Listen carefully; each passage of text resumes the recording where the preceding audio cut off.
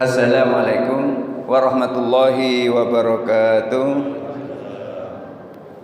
Innal hamdalillah wassalatu wassalamu ala Rasulillah wa ala alihi wa ashabihi wa mawalah, la haula wala quwata illa billah. Rabbi shrah li sadri wa yassir li amri wa hlul 'uqdatam min lisani yafqahu qawli. Amma ba'du. Bapak Ibu hadirin jamaah salat subuh Masjid Jami Al-Hikmah yang dirahmati Allah. Kali ini kita membahas tentang fikih, tetapi pada kajian tentang Ramadan, karena kita berada di bulan Ramadan, supaya kajian kita lebih nyambung. Bismillahirrahmanirrahim. Kitabus Syiyam, pembahasan tentang puasa. Shaumu Ramadhana ruknun min arkanil islami. Puasa bulan Ramadan adalah merupakan salah satu rukun dari rukun Islam. Rukun Islam itu kan ada 5. Pertama, mengucapkan 2 kalimat syahadat. Kedua, mendirikan sholat. Jadi sholat itu nomor 2, bukan nomor 1. Sholat itu nomor 2. Nomor 1 syahadat. Ya, jangan sampai salah itu ya. Nomor 1 apa? Sholat. Enggak sah sholat orang kalau belum bersyahadat. Maka harus bersyahadat dulu baru sholat. Ketiga, mengeluarkan zakat. Nah, zakat ini sekarang sangat berat kayaknya zakat ini. Karena zakat itu hitungannya, kalau zakat uang itu kategorinya adalah emas. Sekarang emas 1 gram itu 3 juta 1 gram. Dulu pernah saya beli emas itu 1 gram 18.000. Jadi enak aja ngasih sama orang. Ada anak kecil di depan rumah itu, karena emas 18.000 nggak dipakai, 1 gram nggak dipakai, saya kasihkan sama anak yang di depan rumah, yang akhirnya menimbulkan rezeki yang banyak dari memberikan emas 18.000 itu.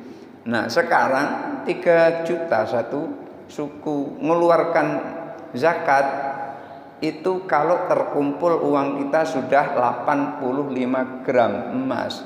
85 gram emas itu saya hitung kurang lebih sekitar 255 juta. Kalau belum punya uang 255 juta selama 1 tahun, maka belum berhak untuk mengeluarkan zakat. Nah, ini yang ketiga zakat, yang keempat puasa, dan yang kelima menunaikan ibadah haji. Jadi puasa itu adalah salah satu rukun dari rukun Islam. Wa fardun min furudihi, dan merupakan fardu dari fardunya Islam, artinya harus dilaksanakan. Ramadan itu kita puasa, harus kita berpuasa. Bagi siapa? Kita teruskan nanti. Bismillahirrahmanirrahim. Wa dalilu alaihi maruya Ibnu Umar radhiyallahu anhu. Dalilnya kalau Ramadan kita berpuasa itu adalah merupakan rukun dari rukun Islam adalah riwayat dari Ibnu Umar radhiyallahu an, anna Nabi sallallahu alaihi wasallam qala, bahwa Nabi sallallahu alaihi wasallam bersabda, bunyal Islamu ala khamsin. Islam dibangun di atas 5 pilar. Syahadatu alla ilaha illallah. Yang pertama mengucapkan 2 kalimat syahadat, bahwa tidak ada Tuhan selain Allah, wa anna Muhammadar Rasulullah, dan Nabi Muhammad adalah utusan Allah, wa iqamis sholati, mendirikan sholat, wa itaiz zakati, menunaikan zakat, wa hajjul bait wal haji, kemudian menunaikan ibadah haji, wa shaumir Ramadan, dan puasa di bulan Ramadan. Di sini haji didahulukan daripada Ramadan. Ada riwayat lain Ramadan didahulukan kemudian baru haji. Ya sama saja intinya 5. Faslun, fasal, wa yahtatimu wujubu dzalika ala kulli muslimin, dan ini menunaikan puasa di bulan Ramadan ini adalah kewajiban yang diwajibkan kepada orang muslim. Orang muslim yang mana? Kullu muslimin balighin, orang muslim yang balik. Balik itu artinya sudah sampai umurnya. Kalau perempuan itu sudah mengeluarkan darah haid pada saat usia 9 tahun. Tapi kalau belum 9 tahun sudah mengeluarkan darah, itu namanya damul fasad, itu namanya darah rusak. Dia belum masuk kategori balik, walaupun sudah mengeluarkan darah pada usia umpamanya 8 tahun atau 7 tahun. Maka Imam Syafi'i setelah meneliti anak-anak gadis di daerah Tihamah, itu ternyata anak yang paling kecil mengeluarkan darah haid itu umur 9 tahun. Kalau tidak mengeluarkan darah haid juga, maka baliknya adalah umur 15 tahun. Apa ada perempuan umur 15 tahun belum datang bulan? Ada. Umur 21 tahun nian itu ada yang belum datang haid. Loh, kau Ustaz tahu karena ada yang ngadu. Waktu itu ada seorang ibu-ibu umur 21 tahun datang ke kantor KUA, nemuin saya. Dia bilang, Ustaz, aku ini kira-kira bisa punya anak apa tidak, katanya. Nanya gitu dengan saya nggak tahu. Maka saya tanya, kamu punya suami apa tidak? Nah, kirain ngapain kok nanya gitu. Saya punya, Ustaz, suami. Loh, kalau punya suami ya tentu bisalah punya anak. Kenapa nggak bisa? Karena sampai sekarang aku belum haid. Oh, rupanya itu masalahnya. Sampai sekarang belum datang bulan. Walaupun belum datang bulan atau tidak datang bulan, kalau Allah mendaki pasti bisa. Jangankan itu, mandul saja kalau Allah hendaki bisa. Umur 80 tahun kalau Allah menghendaki bisa. Contohnya siapa? Contohnya Nabi Zakaria. Nabi Zakaria itu pernah pengen punya anak, akan tetapi nggak punya anak, mulai dari muda sampai sudah tua. Usianya sudah 80 tahun istrinya. Jadi semacam kalau kita barangkali putus asa lah gitu. Tetapi begitu melihat anak angkatnya berdoa di mihrab, kemudian anak angkatnya itu dikelilingi oleh makanan, lalu bertanya Nabi Zakaria terhadap anak angkatnya, anna laki hadza? Nah, kira-kira gitu. Maryam, ini dari mana makanan ini? Kira-kira gitu. Kemudian dijawab oleh ibu Maryam, hadza min indi rabbi. Ini dari Allah wahai ayah, kira-kira gitu. Begitu melihat anak angkatnya, anak asuhnya, doanya diijabah di situ, maka beliau sholat di mihrab di mana Maryam sholat.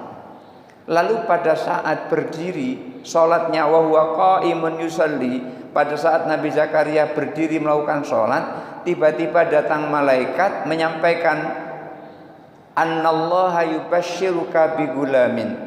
Allah memberitahu kepada kamu dengan kabar gembira bahwa engkau akan punya seorang anak laki-laki. Ismuhu Yahya, namanya adalah Yahya. Heran Nabi Zakaria, kamu kan malaikat, kira-kira gitu dialognya itu. Masa mau bercanda seperti itu? Enggak bercanda, ini memang berita dari Allah seperti itu. Kalau memang berita dari Allah seperti itu, istri tuku kan sudah tua, 80 tahun, mandul. Dikatakan mandul dari mulai nikah sampai umur usia 80 tahun belum punya anak, itu kan mandul seperti itu. Bagaimana caranya bisa punya anak? Kalau Allah menghendaki, tidak ada yang tidak mungkin terjadi, pasti terjadi. Kalau memang begitu, apa tanda-tandanya biar aku yakin? Tanda-tandanya Allah tukalliman nasa thalathata ayyamin illa ramza. Tanda-tandanya kalau istrimu hamil, maka engkau wahai Zakaria, engkau tidak akan bisa bicara selama 3 hari, bisu selama 3 hari, ngomongnya hanya memakai isyarat. Jadi ternyata Nabi Zakaria selama 3 hari nggak bisa ngomong, hanya dengan isyarat. Jadi kalau ibu-ibu nanti suaminya hanya bisa isyarat, itu berarti tanda-tanda itu. Iya. Jadi diajak ngomong itu cuma pakai isyarat saja gitu. Hati-hati ya. Iya, hati-hati. Itu harus sudah siapkan bedong, siapkan kereta. Nah, itu. Jadi Nabi Zakaria akhirnya pun juga terkabul doanya. Lantaran apa? Lantaran dia tabarruk di tempat anak angkatnya yang diasuh, karena anak angkatnya diberi rezeki oleh Allah. Hadza min indi Rabbi, ini dari Allah wahai ayah. Begitu tahu langsung tabarruk. Jadi enggak ada salahnya ketika kita melihat sesuatu yang menurut kita itu adalah dekat kepada Allah, kita tabarruk kepadanya. Oleh karena itu, seorang yang tadi yang datang kepada saya tadi itu bisa saja terjadi dia hamil ketika dia punya suami dan Allah menghendaki, seperti hanya Nabi Zakaria walaupun sudah tua istrinya masih tetap punya anak. Maka orang perempuan, anak perempuan itu balik sekurang-kurangnya umur 15 tahun. Kalau laki-laki itu kalau sudah mimpi dewasa.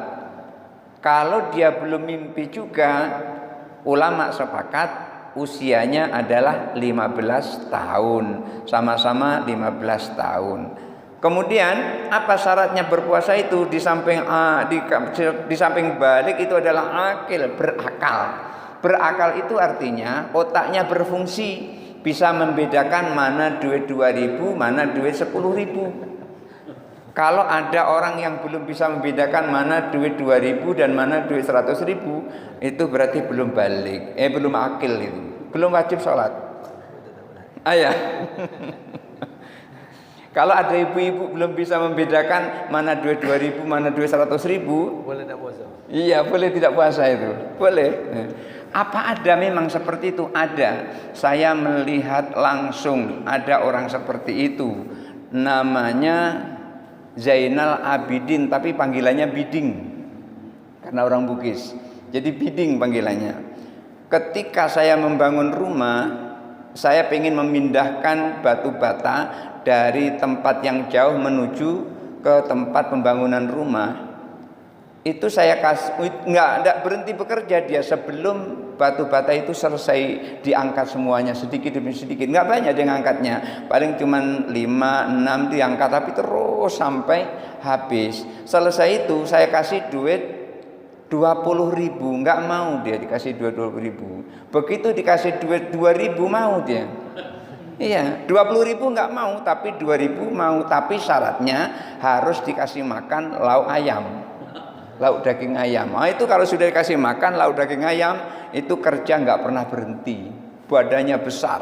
Ya, yang seperti itu belum akil, belum bisa membedakan mana duit 2.000, mana duit 20.000. Karena itu kantongnya ini bukan kantong apa, ada celana. Celana itu kan di bagian atas ada lipatan kain yang seperti itu dibolongi, isinya duit 2.000 semua itu keliling. Nanti kalau sudah penuh ini dibuka, pergi ke pasar beli ayam berapa kilo itu langsung dimasaknya sendiri. Maka ayunya itu pening, seberapa banyak apa miwon yang ada di situ habis untuk dia masak itu. Pokoknya semuanya dimasuki itu. Tapi habis juga, walaupun sekilo itu habis juga dimakannya. Nah, yang seperti ini belum akil yang seperti ini. Oleh karena itu syarat seorang berpuasa adalah harus balik, harus akil. Kalau belum bisa membedakan mana duit 2.000, mana duit 100.000, maka tidak wajib berpuasa di bulan Ramadan. Kalau berpuasa boleh, tapi tidak wajib berpuasa. Kadang ada orang, dia sebetulnya belum wajib berpuasa, tapi puasa terus selama Ramadan, tapi nggak sholat. Ada, puasa terus selama Ramadan puasa, tapi nggak mau dia sholat. Namanya surip. Ada di kebun kelapa. Kemudian ada yang sholat terus, nggak pernah berhenti sholat, tapi Ramadan nggak mau puasa. Namanya mukmin. Juga di kebun kelapa. Iya. Kedua-duanya ini orang pernah saya temui. Ini kalau digabung masuk surga ini antara Sulaim dengan mukmin ini. Yang satu ahli puasa, satu ahli sholat ini kan. Cuman sampai sekarang ini saya lihat dia masih seperti itu, masih seperti dulu. Yaitu tadi kalau disuruh ngambil air sebelum bak mandi itu penuh, nggak berhenti dia, tapi cukup dikasih duit 2.000. Nggak mau dia dikasih duit lebih dari itu. Padahal rambutnya sudah putih. Iya, rambutnya sudah putih. Itu menunjukkan bahwasanya dia belum akil. Baliknya sudah, tapi akilnya belum. Kemudian syarat berikutnya tohir. Ini hanya untuk perempuan. Tohir artinya suci. Wanita yang sedang datang bulan tidak wajib puasa. Wanita yang haid tidak wajib puasa. Kemudian berikutnya qadir. Artinya mampu.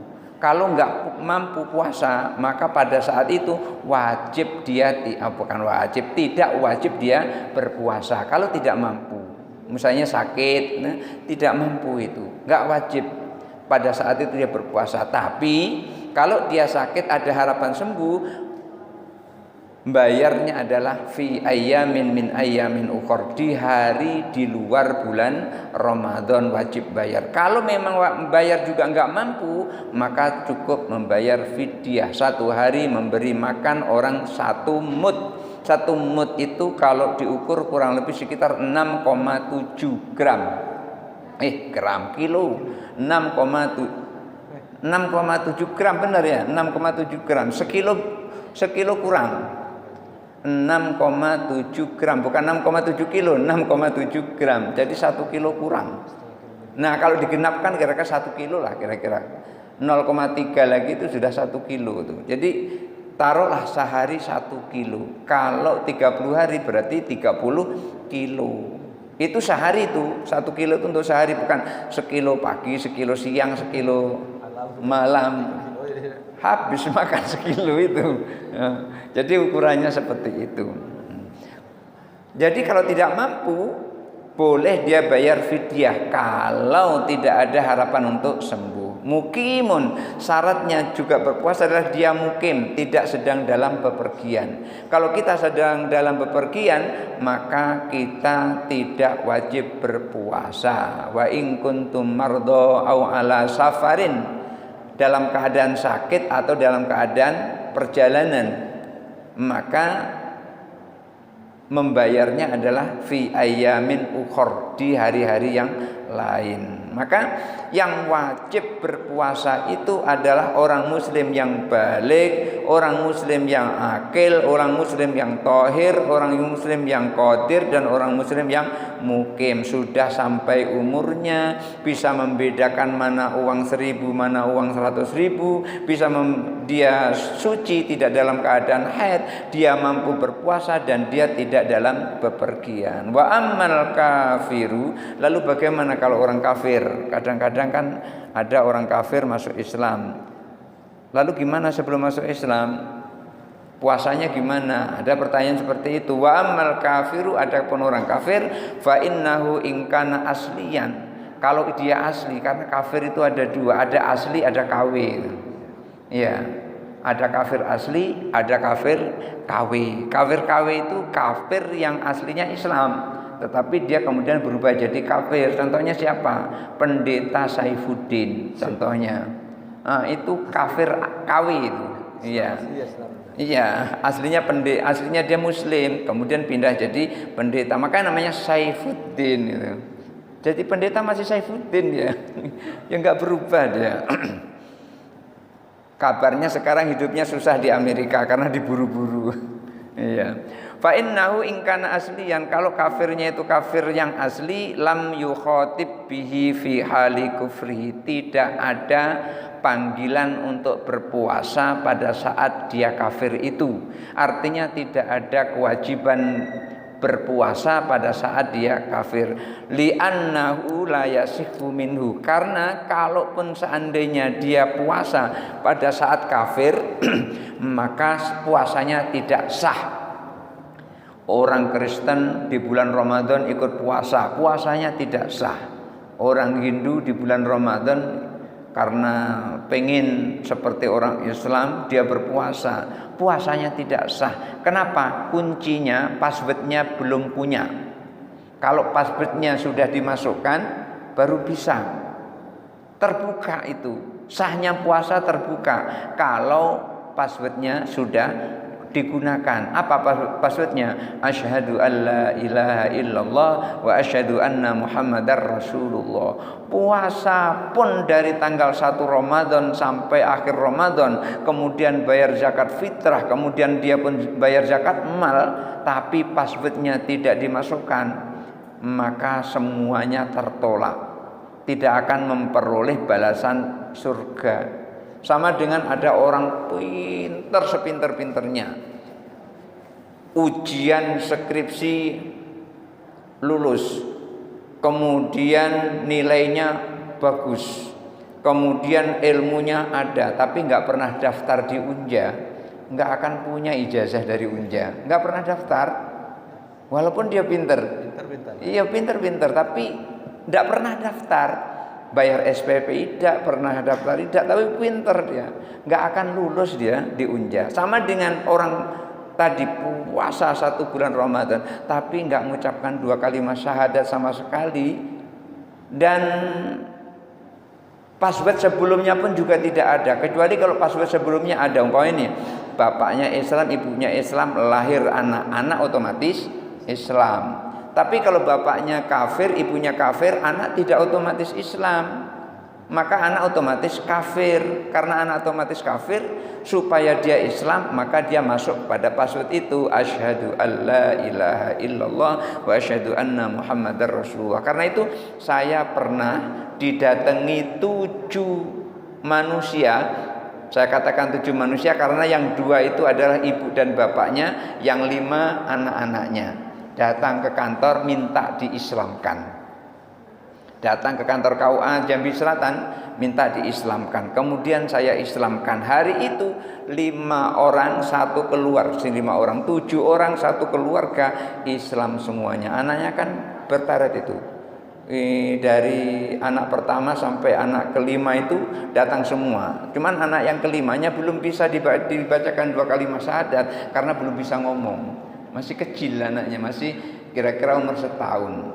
Yang lainnya sudah bisa ngikutinya. Satu hari itu ada 7 orang yang sudah memasukkan passwordnya. Yang seperti ini puasa akan diterima oleh Allah Subhanahu wa ta'ala. Kalau kafirnya itu asli, maka tidak wajib berpuasa. Li'annahu la yasihu minhu, karena puasanya tidak sah. Wa in aslama, maka ketika saat dia sudah diberi hidayah oleh Allah kemudian masuk Islam, lam yajib alaihil qada'u, tidak wajib qadha. 50 tahun dia nggak pernah puasa, pada usia itu kemudian dia mengucapkan 2 kalimat syahadat, maka puasa-puasa yang lalu tidak wajib qadha. Coba bayangkan kalau wajib qadha selama 50 tahun. Tahulah 1 tahun itu 30 hari, ya kan? 30 kali 50, iya kan? 150 hari. Masya Allah. Iya, sebanyak itu. Nggak jadi dia masuk Islam. Berat rupanya masuk Islam nih katanya. Nggak jadi dia masuk Islam. Akhirnya lari dari Islam. Itulah kenapa orang ketika dia masuk Islam tidak wajib ia mengqadha puasa sebelum ia masuk Islam. Liqauli ta'ala, ada dasarnya, bukan hanya logika kita, bukan, ada dasarnya. Qul lilladzina kafaru in yantahu yaghfir lahum ma qad salaf. Katakanlah wahai Muhammad terhadap orang-orang yang kafir, kalau ia berhenti dari kekafirannya, maksudnya ia mengucapkan 2 kalimat syahadat, yaghfir lahum ma qad salaf, dosa-dosa mereka yang lalu, dosa kecil maupun dosa besar, semuanya diampuni oleh Allah. Masya Allah, enaknya seperti itu. Tapi jangan diniati sekarang kafir dulu kemudian terus masuk Islam, jangan, nggak boleh yang seperti itu. Ini yang kafir asli. Kafir asli selama umpamanya 60 tahun dia nggak pernah berpuasa, nggak pernah sholat, begitu dia mengucapkan 2 kalimat syahadat, saat mengucapkan 2 kalimat syahadat kemudian terus sholat, puasa dan seterusnya, setelah itu dia meninggal, otomatis itu masuk surga. Kenapa? Dosanya sudah dihapus oleh Allah Subhanahu wa taala. Wali anna fi ijabi qada'i ma fata fi hadil kufri tanfiran anil Islam. Karena kalau orang kafir mengucapkan 2 kalimat syahadat terus kewajiban-kewajiban yang lalu itu diwajibkan untuk ia laksanakan harus diqadha, maka akan menyebabkan tanfiron alil Islam, menyebabkan lari dari Islam. Artinya nggak jadi berat masuk Islam ini, nggak jadi aku nggak sanggup aku puasa 150 hari. Orang puasa 30 hari saja udah ngos-ngosan, apalagi 130 hari. Orang udah puasa ke 20 hari aja sudah mikirin apa kue lebaran, udah mikirin baju apa yang harus dipakai. Oh ini musimnya musim mahoni, ini musim nafi. Ini sudah seperti itu, apalagi 150 hari, masya Allah. Oh 1500 hari. Aduh, sanggup apa tidak yang seperti ini? Wa in kana murtaddan, ini kalau ia murtad, ini sebenarnya kafir yang kawi tadi. Wa in kana murtaddan, kalau dia murtad, lam yukhatib bihi fi haliriddati, maka dia tidak memperoleh panggilan puasa pada saat dia murtad itu. Li'annahu la yasihu minhu. Akan tetapi kalaupun seandainya dia berpuasa, maka puasanya tidak sah. Karena dia telah murtad, keluar dari password, ganti dia passwordnya. Yang tadinya passwordnya asyhadu an la ilaha illallah wa asyhadu anna muhammadar rasulullah, ini passwordnya password baptis, berganti passwordnya. Maka nggak bisa dia berpuasa. Kalaupun seandainya dia Ramadan berpuasa, nggak sah puasanya kalau dia masih murtad. Wa in aslama, nah ini lagi, wa in aslama, apabila setelah murtad dia masuk Islam, seperti pendeta Saifuddin itu, kemudian masuk Islam lagi, wajib alaihi qada'un, maka wajib dia mengqadha ma tarokahu, semua yang ia tinggalkan dari kewajiban Islam, seperti puasa dan juga sholat. Itu harus diqadha fi halil kufri, pada saat dia kafirnya. Saat dia kafir dia enggak wajib sholat, saat dia kafir dia enggak wajib berpuasa. Tetapi ada kewajiban berpuasa, cuman enggak bisa dia menjalankan kewajiban puasa. Seperti ibu-ibu ini. Ibu-ibu ini kalau datang bulan itu tetap wajib berpuasa, tapi enggak bisa menjalankan puasa. Kenapa? Ada halangan namanya haid. Maka ketika ada halangan yang haid itu, haid datang, maka otomatis batal puasa ibu-ibu ini.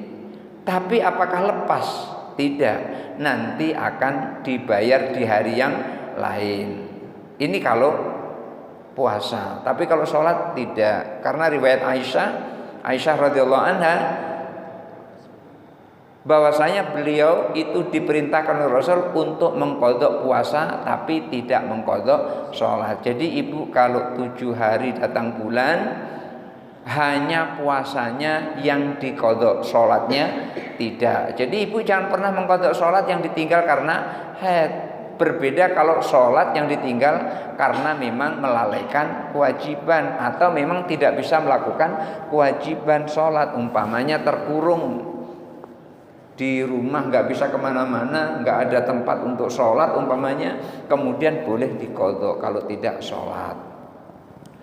Lianna iltizama dzalika bil islami falam yaskut dzalika birriddati kahukukil adamina. Karena ketika seorang yang murtad tadi, ia masih tetap memperoleh kewajiban Islam, masih tetap, maka kewajiban Islam lam yaskut dzalika birriddati, tidak gugur gara-gara murtad. Kahukukil adamin, seperti hak-hak manusia, hak-hak anak Adam.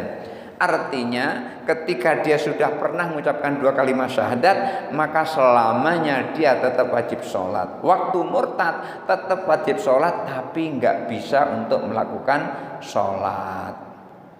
Faslun fasal berikutnya. Wa amma sobiyu, adapun anak kecil, falam tajibu alaihi liqaulihi sallallahu alaihi wasallam, tidak wajib berpuasa. Dasarnya apa? Anak kecil nggak wajib berpuasa, tapi kita suruh puasa dia kalau dia sudah mampu berpuasa. Kenapa? Untuk belajar, bukan untuk kewajiban, untuk belajar. Karena itu kalau ada anak kecil siang-siang dia kesakitan, kelaparan, ya sudah langsung kasih aja makan. Setelah itu suruh puasa lagi untuk belajar, bukan untuk kewajiban. Kalau untuk kewajiban siang makan itu batal puasanya. Kecuali makan nasi. Kalau makan nasi itu enggak batal. Bapak-bapak siang-siang makan nasi enggak batal. Tapi nasi Arab, bukan nasi Indonesia. Nasi Arab itu nasi artinya lupa, makan karena lupa gitu. Nasi itu artinya lupa, makan lupa, maka tidak batal. Udah makan kira-kira 2 piring, oh kok enak, nambah lagi. Nah, sudah itu minum air aqua 600 ml, kok enak, nambah lagi. Jadi kalau ada yang seperti itu, saran saya nih, ada yang makan siang-siang di bulan Ramadan, biarkan saja dia sampai dia kenyang, baru dikasih tahu, loh Ramadan kok makan, oh ini puasa ya, langsung kaget. Puasanya tidak batal, perutnya sudah kenyang. Jangan baru 1 suap, ini puasa nggak jadi, masuk belum keluar juga nanggung. Sudah dikasih tahu. Karena apa? Lupa dalam bulan Ramadan itu adalah rezeki. Kadang-kadang Allah memberikan rezeki kita itu melalui lupa. Jadi jangan diingatkan dulu, biar dia memperoleh rezeki Allah dulu.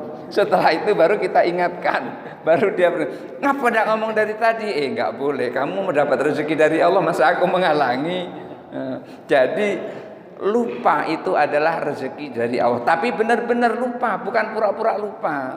Karena yang tahu benar atau tidak benar itu hanya diri kita. Oleh karena itu saya cuma menyarankan, kalau nanti suami ibu tiba-tiba makan, udah makan itu dia ngambil sendiri tuh 1 piring, enak, kemudian minum udah gitu, Pak nggak puasa ya?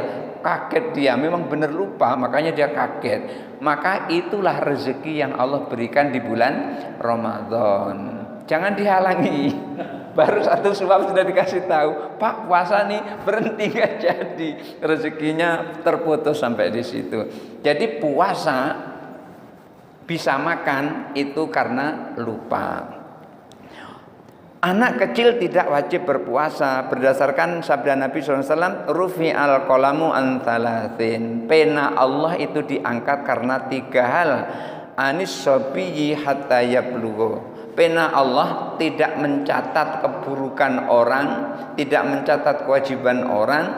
Itu adalah anak kecil sampai dia balik. Kalau dia belum balik, belum wajib berpuasa. Wa anin naimi hatta yastaiqidho. Orang yang tidur sampai dia bangun. Kalau ada orang tidur, maka kewajiban orang itu hilang. Umpamanya dia tidurnya, karena ini Ramadan, tidurnya jam 2 malam. Karena dia jam 2 malam itu nanti takut bangunnya pas subuh, maka dia makan dulu. Sudah makan, rupanya bangunnya jam 8 pagi. Lalu gimana nasibnya sholat subuh pada saat itu? Nasibnya sholat subuh pada saat itu, pada saat masuk waktu subuh, dia tidak wajib sholat subuh. Kenapa? Gak bisa dia sholat subuh. Kenapa gak bisa? Masih tidur. Kalaupun seandainya dalam keadaan tidur itu dia sholat subuh, gak sah sholatnya. Gak sah orang sholat dalam keadaan tidur, gak sah. Makanya ada yang sering ketika subuhnya belum dilaksanakan, dia sampai termimpi sholat subuh. Begitu salam baru bangun, rupanya jam 8 pagi. Maka pada saat itu Saat pagi jam 8 itulah waktunya untuk melakukan sholat subuh. Gimana niatnya? Itu qadha apa tunai? Tunai niatnya. Karena apa? Karena dia diberi waktu oleh Allah sholat subuhnya pada jam 8 itu. Apa pernah terjadi pada Rasul? Pernah. Rasulullah pada saat itu sedang dalam perjalanan tidur di pintu gua. Saat itu Rasulullah terbangun oleh sinar matahari. Lalu Rasulullah tidak langsung sholat, ngambil air wudhu. Udah ngambil air wudhu baru sholat subuh. Padahal matahari sudah tinggi. Artinya apa? Artinya kalau kita ketiduran, sholat kita adalah pada saat kita bangun. Karena pada saat tidur kita belum bisa sholat. Saat bangun itulah kita sholatnya. Jadi kalau bapak ibu umpamanya malamnya pas lagi ada hajatan pengantin, bikin rendang, bikin apa gitu, persiapan, enggak disengaja itu, kemudian tertidur, bangun-bangun rupanya jam 7, ya jam 7 itulah sholat subuhnya. Jangan sampai ini sudah lewat sholatnya, waktunya udah lewat nih, enggak jadi aku sholat subuh, udah lewat. Jangan, memang Allah beri waktu adalah itu pada saat kita terbangun kesiangan tadi. Jam 7, tapi jangan dibiasakan, itu yang enggak boleh dibiasakan tuh. Terus biasa bangun jam 7 nggak boleh. Kenapa? Kalau sudah dengar azan kemudian kita nggak bangun, maka kita sudah berdosa. Itu namanya tafrid. Dalam bahasa kitab namanya tafrid, melalaikan waktu, melalaikan sudah masuk waktu sholat tapi tidak sholat. Oleh karena itu jangan sampai kita tafrid atau melalaikan sholat. Wa anil majnuni hatta yafika, orang gila sampai ia sembuh dari gilanya. Jadi orang gila juga tidak wajib berpuasa. Orang gila nggak wajib berpuasa. Kalau pengen tidak wajib berpuasa selama 1 bulan, ya 1 bulan gila lah. 5 tahun tidak wajib berpuasa, nggak wajib sholat, ya gila 5 tahun gitu. Tapi jangan gila-gilaan, tapi gila beneran gitu. Gila beneran. 3 inilah pena Allah diangkat, tidak akan mencatat amal seseorang, yaitu anak kecil sampai dia balik, orang tidur sampai dia bangun dari tidurnya, orang gila sampai dia sembuh dari gilanya. Wa yu'maru bi fi'lihi li sab'i sinin, anak itu diperintahkan untuk melakukan sholat, untuk melakukan puasa itu kalau sudah umur 7 tahun. Idza atau qasauma, kalau ia mampu berpuasa. Kalau enggak mampu jangan dipaksa. Wa yudrabu ala tarkihi li asrin, dan ketika sudah umur 10 tahun dia tidak mau berpuasa, orang tuanya suruh mukul, tapi mukul mendidik, mukul nakut-nakuti, bukan mukul menyiksa, bukan. Kalau sudah umur 10 tahun disuruh berpuasa dia tidak mau, maka supaya diancam, kiasan ala sholati, dikiaskan kepada sholat. Karena anak umur 7 tahun sudah diperintahkan untuk melakukan sholat. Kalau tidak mau umur 10 tahun maka diperintahkan untuk mukul, nakut-nakuti. Demikian juga puasa. Kalau umur 7 tahun suruh dia puasa, enggak mampu jangan dipaksa. Umur 10 tahun diancam kalau dia tidak mau untuk melakukan puasa. Fa in balagha lam yajib alail qadha. Kalau nanti dia sudah balik maka tidak wajib qadha. Anak kecil enggak wajib qadha kalau sudah balik. Ma taraka fi hali sugri, segala yang ia tinggal pada saat masih anak-anak, sholatnya tidak wajib qadha, puasanya tidak wajib qadha. Li'annahu law wajaba alaihi dzalika, andaikan itu diwajibkan untuk qadha, la wajaba alaihi ada'uhu fi sugri, wajib untuk melakukan pada saat anak-anak. Artinya gini, andaikan anak kalau sudah balik diwajibkan untuk qadha, maka waktu masih anak-anak itu juga diwajibkan untuk melaksanakan. Li'annahu yaqdiru ala fi'lihi, karena ia mampu untuk melakukannya. Oleh karena itu tidak hanya mampu untuk melakukan puasa itu harus berpuasa, tapi syaratnya adalah akil, balik, tohir, qadir, mukim. Itu syaratnya.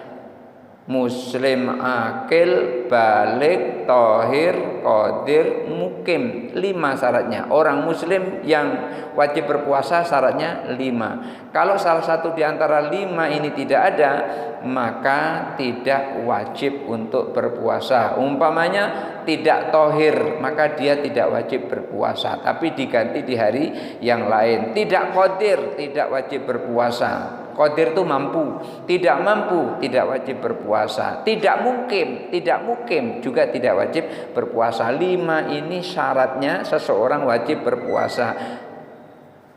Umurnya sudah sampai, akalnya sudah sempurna, dalam keadaan suci, mampu melaksanakan puasa dan tidak dalam bepergian. Wali anna ayyama sugri tatulu, karena masa anak-anak itu lama, mulai dari 0 tahun sampai umur taruhlah baliknya 15 tahun. Jadi 15 tahun, 15 kali 30. Wah, banyak itu. Bukan sedikit. Falau ajabna alaihi qadha ma yafutu lasyaqqa. Andaikan diwajibkan untuk qadha, tentu akan memberatkan anak-anak itu. Makanya kita dulu enggak pernah qadha puasa untuk masa kanak-kanak kita. Inilah pembahasan kita untuk hari ini. Sudah masuk waktu syuruk, mudah-mudahan ada manfaatnya. Adanallahu wa iyyakum ajma'in. Wallahul muwaffiq ila aqwamit thoriq. Wassalamualaikum warahmatullahi wabarakatuh. Ketika seseorang gila selama 15 hari, kemudian pas 15 hari, hari ke-15 sehat, maksudnya gitu ya, kartu kuning, kartu hijau itu ya. Iya. Ketika 15 hari, kemudian dia sehat, maka pada saat sehat itulah dia melaksanakan puasa. Yang sebelumnya pada saat dia gila itu tidak wajib untuk berpuasa. Karena dia gila. Orang gila tidak wajib berpuasa karena dia enggak punya akal, hilang akalnya seperti anak kecil. Berbeda dengan ketika dia sebelum gila tadi, dia murtad. Nanti ada penjelasannya di sini. Ketika dia sebelum gila dia murtad, maka tetap ia berkewajiban untuk melaksanakan puasa. Maka dia tidak wajib melaksanakan puasa memang karena murni gila. Maka pada saat dia sadar, itulah yang ia lakukan. Seperti halnya gini, ketika duhur, habis sholat duhur masuk sholat asar, dia sembuh dari gilanya, maka dia tidak wajib sholat duhur sebelumnya, tidak wajib sholat subuh sebelumnya. Maka pada saat dia hari ke-15 dia sembuh dari gilanya, maka puasa yang sebelumnya itu tidak wajib baginya. Kenapa? Karena memang tidak ada kewajiban. Allah berikan kewajiban pada saat akalnya sudah dikembalikan oleh Allah. Mungkin ada yang lain? Ya. Sedekah dengan utang itu beda. Kalau utang itu harus bayar, sedekah itu tidak harus. Kalau kita bersedekah kepada orang, jangan sekaligus bayar utang, maka utangnya belum terbayar, nanti masih nuntut dia. Ini kan sedekah, bukan bayar utang. Tapi kalau bayar hutang, otomatis udah langsung menyenangkan kepada orang yang dihutangi tadi. Yang berhutang tadi merasa senang dia. Yang dihutangi, yang misalnya saya berhutang kepada Pak Erwan, kemudian terus saya bayar kepada Pak Erwan. Pak Erwan pasti senang itu ketika saya bayar. Kalau belum saya bayar masih bunyi terus itu. Ini utang enggak bayar-bayar, utang enggak bayar-bayar. Udah sampai 3 bulan belum dibayar lagi. Begitu juga ketika kita berpuasa di bulan Ramadan, ketinggal umpamanya 3 hari, maka ketika kita membayar puasa di bulan Ramadan, niatkan bayar puasa di bulan Ramadan. Tapi itu belum terkena Syawal, karena Syawal ini adalah puasa yang diniatkan khusus, bukan hari, tetapi ini adalah di dalam 1 bulan. Maka kalau cuma 3 hari, maka selama 1 Syawal itu kita puasa dulu 3 hari ini bayar hutang, baru kemudian puasa Syawal. Maka puasa Syawal itu dilakukan mulai dari tanggal 2 Syawal, bukan tanggal 1 ya. Tanggal 2 Syawal. Tanggal 1 Syawal jangan ada yang berpuasa. Haram hukumnya. Mau dapat pahala malah dapat dosa. Tertolak puasanya. Kenapa? 1 Syawal haram hukumnya untuk berpuasa. Mulai tanggal 2 Syawal 3, 4, 5, 6, 7 boleh kita berpuasa, dan itu yang bagus. Tapi kalau kita punya hutang, bayar dulu hutang baru kita berpuasa Syawal. Tapi kalau hutangnya terlalu banyak, umpamanya hutangnya sampai 20 hari umpamanya gitu, boleh puasa Syawal dulu baru membayar hutang. Jadi kalau yang afdol itu bayar puasa dulu, bayar hutang dulu baru puasa Syawal.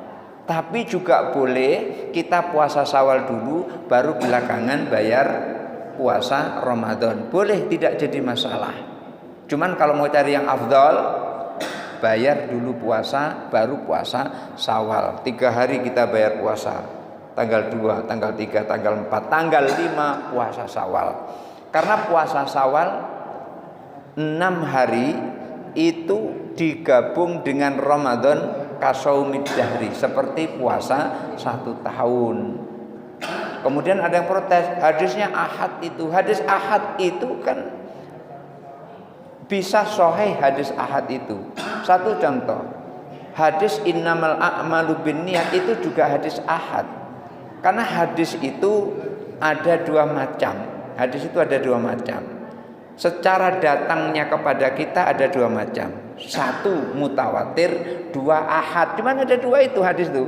1 mutawatir, 1 ahad. Nah, hadis ahad inilah nanti terbagi-bagi. Ada namanya hadis sahih, ada namanya hadis hasan, ada namanya hadis dhaif. Hadis dhaif itu adalah hadis hasan yang tidak terpenuhi secara penuh kriteria-kriterianya.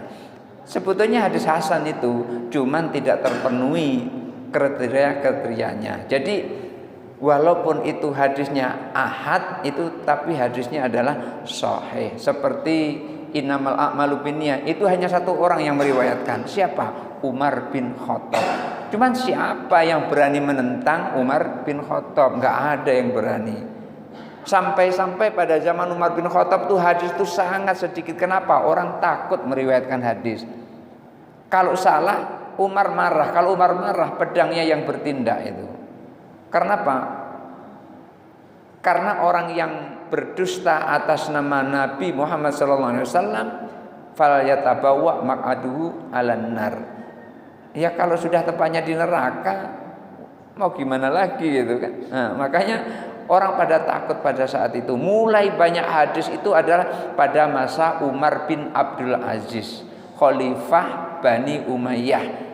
Pada saat itu karena Umar bin Abdul Aziz menginginkan jangan sampai nanti apa yang dilakukan Nabi, sunnah Nabi hilang, maka dikumpulkanlah para ulama. Muncullah Imam Bukhari, muncullah Imam Muslim, muncul Imam Tirmidzi, muncul Imam Baihaqi dan seterusnya. Tapi sahih itu tidak hanya Bukhari dan Muslim.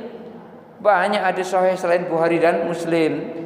Sahih Bukhari Muslim itu adalah maksudnya sahih menurut kriteria Imam Bukhari dan Muslim. Syaratnya ada 5. Pertama ittisalus sanad, kedua dhabtur ruwat, ketiga adalatur ruwat, keempat adamus syudud, yang kelima adamul illah. Loh Ustaz kok hafal ya? Saya ngajar hadis di pondok. Jadi saya hafal di situ. Jadi 5 kriteria seperti ini adalah kriteria sahih menurut Imam Muslim dan Imam Bukhari. Menurut Imam Baihaqi beda lagi. Menurut Imam Syaikhauni, menurut Imam Ibnu Majah beda lagi. Syaikhauni itu Bukhari Muslim. Menurut Imam Tirmidzi beda lagi sahihnya. Jadi sahih menurut mereka. Barangkali itu saja dulu. Kita tutup dengan sama-sama baca doa. Oh, Ibu mau nanya? Ya silahkan. Boleh nggak pakai mic sampai suaranya terdengar dari luar? Gitu. Boleh nggak kira-kira ya gitu. Ini merupakan ikhtilaful ulama, perbedaan ulama. Karena suara itu untuk perempuan adalah aurat. Makanya ketika sholat, ibu-ibu nggak boleh suaranya sampai terdengar ajnabi, terdengar orang luar yang bukan muhrimnya. Tapi ada yang berpendapat tidak mengapa suaranya sampai keluar. Buktinya apa? Buktinya ada qari'ah perempuan, iya kan? Kalau ada qari'ah perempuan, itu berarti dia mengeluarkan suaranya dan didengar oleh para juri.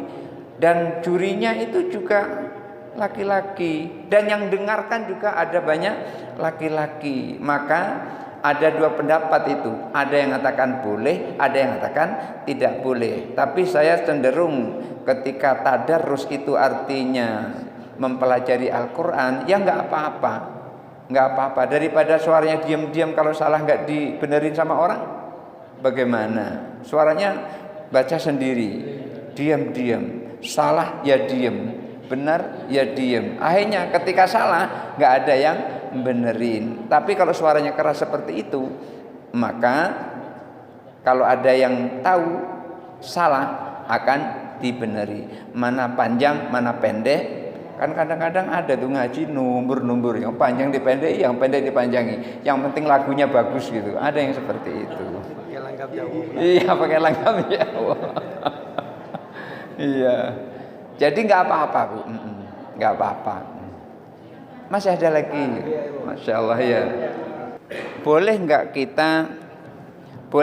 kita ketika membaca Al-Quran diniatkan pahalanya minta kepada Allah supaya diberikan kepada suami yang telah meninggal, kepada orang tua, ayah, ibu, kakek, nenek, mertua. Boleh nggak? Boleh. Karena kita minta kepada Allah supaya pahala itu diberikan kepadanya. Dalam kitab Ar-Ruh Ibnu Qayyim, saya mengajarkannya di dua tempat. Pertama di Masjid Syahadatun Najah Jerambah Bolong, yang kedua di Masjid Nurul Hidayah Mayang, karena mereka minta itu. Begitu melihat video saya, dia langsung hubungi dan minta disampaikan kitab Ar-Ruh itu.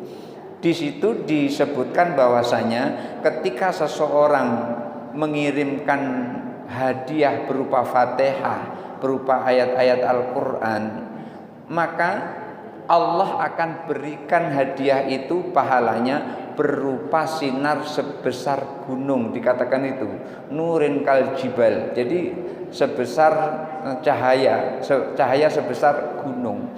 Maka pada saat itu dari riwayat-riwayat yang diriwayatkan di dalam kitab Ar-Ruh itu, ini menunjukkan bahwasanya orang yang diberi hadiah Fatihah, bacaan Al-Quran akan sampai kepada mereka, bukan tidak sampai. Itulah kenapa kita disuruh berdoa kepada Allah.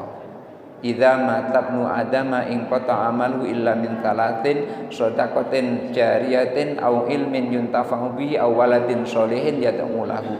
Waladun sholihun yad'u lahu, anak yang soleh yang mendoakannya. Doa ini adalah sesuatu yang kita mintakan kepada Allah. Ketika kita membaca Al-Quran, ya Allah, andaikan Al-Quran ini ada pahalanya, sampaikan pahala ini kepada almarhum ibuku, almarhum bapakku. Soal nanti diterima atau tidak diterima itu adalah hak prerogatif Allah. Tetapi ketika kita minta seperti itu boleh. Pernah suatu saat terjadi, ada orang meninggal, lalu orang buta membaca Al-Quran di kuburan itu. Lalu Imam Ahmad, ini masih dalam kitab Ar-Ruh ini, lalu Imam Ahmad mengatakan ini bid'ah, nggak ada contoh dari Nabi, langsung menyebutkan begitu.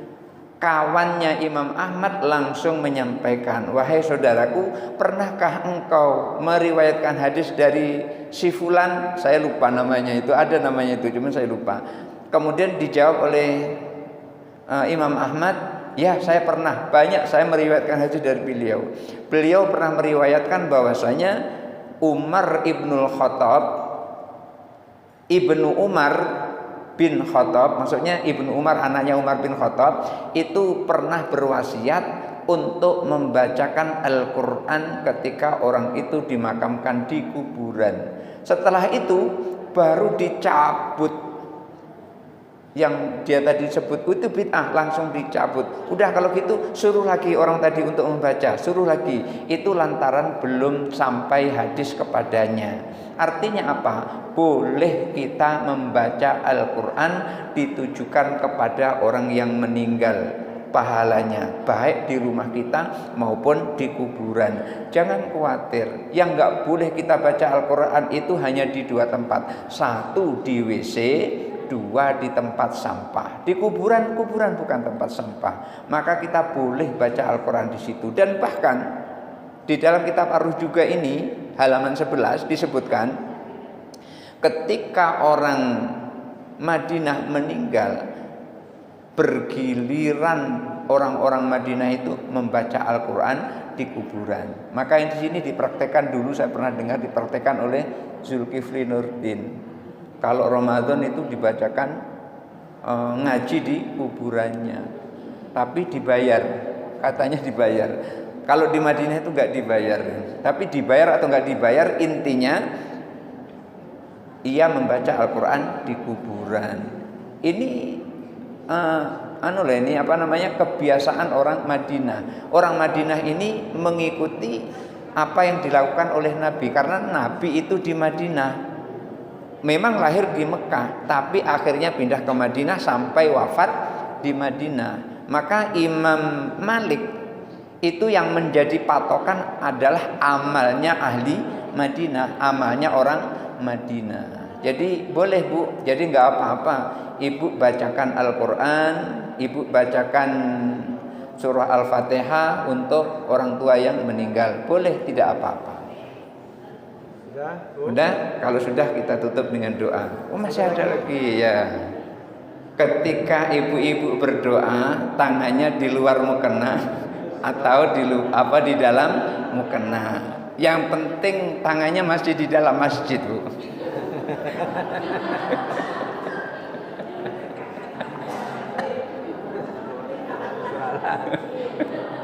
Nanti ibu di dalam masjid, tangannya di luar masjid berdoa, itu yang tidak boleh. Jadi ketika di daerah ibu-ibu, di tempat ibu-ibu sendiri, ketika berdoa, kanan kiri hanya ibu-ibu sendiri, di luar mukena juga boleh, di dalam mukena juga boleh. Kecuali kalau di kanan kiri kita ada laki-laki lain, maka tidak boleh. Tidak bolehnya itu karena tangan ini adalah aurat, tapi yang ini bukan aurat. Yang telapak tangan ini bukan aurat, tapi punggung tangan adalah aurat. Oleh karena itu kalau ibu punya telekung yang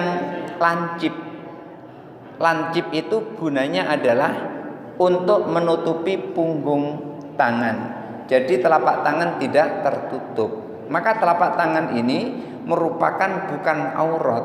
Oleh karena itu ketika kita umroh, kita haji, kita sudah niat ihram, ini nggak boleh ditutup. Muka nggak boleh ditutup. Cadar harus dilepas. Kalau kita sedang ihram, tangan, telapak tangan dan muka. Maka aurat perempuan itu adalah seluruh tubuh kecuali muka dan kedua telapak tangan. Oleh karena itu kalau ibu-ibu pakai kaos kaki itu artinya menutup aurat. Ini menurut mazhab Syafi'i. Tapi kalau menurut mazhab lain itu banyak sekali perempuan-perempuan dari yang yang hitam-hitam itu dari mana? Somalia ya. Itu jangankan tangan ini, kaki ini dibuka itu. Berapa kali saya diinjek dengan kakinya itu. Berapa kali. Itulah makanya ketika kita tawaf sebaiknya kita wudunya ngikuti wudunya Imam Hanafi. Artinya kita pindah madhab lah dalam soal wudu. Wudunya ikut Hanafi, maka yang membatalkannya juga ikut Hanafi. Apa bedanya? Cuman satu bedanya. Atau kita ngikuti Imam Maliki. Wudunya wudu Imam Maliki, yang membatalkan juga Imam Maliki. Bedanya cuma satu, pada saat membasuh kepala. Kalau membasuh kepala Imam Syafi'i cukup sebagian kepala. Tapi kalau Imam Maliki, kalau membasuh kepala seluruh kepala dibasuh. Makanya bedanya Imam Syafi'i dengan Imam Maliki, lamsun nisa, menyentuh perempuan. Apa arti menyentuh perempuan? Kalau Imam Syafi'i menyentuh ya seperti ini menyentuh. Tapi kalau Imam Maliki menyentuhnya tidak seperti ini. Menyentuh perempuan maksudnya adalah menggauli istrinya, itu baru batal. Nah, tapi kalau cuma menyentuh saja tidak batal. Apa dalilnya? Ketika Rasulullah mau sholat subuh, istrinya yang berkemerah-merahan pipinya tadi, yang tadi malam saya sampaikan, itu dicium oleh Rasulullah. Tapi Rasulullah tidak ambil air wudhu. Artinya apa? Sentuhan dengan istri tidak batal. Ini diambil oleh Imam Maliki. Tapi kita rata-rata jadi Syafi'i sangat hati-hati. Yang penting sentuhan adalah batal. Jadi seperti itu, Bu. Ya, nanti boleh juga disimpan pertanyaannya untuk yang selanjutnya. Jangan sampai minggu besok nggak ada yang bertanya habis di sini. Iya. Mari kita tutup dengan doa.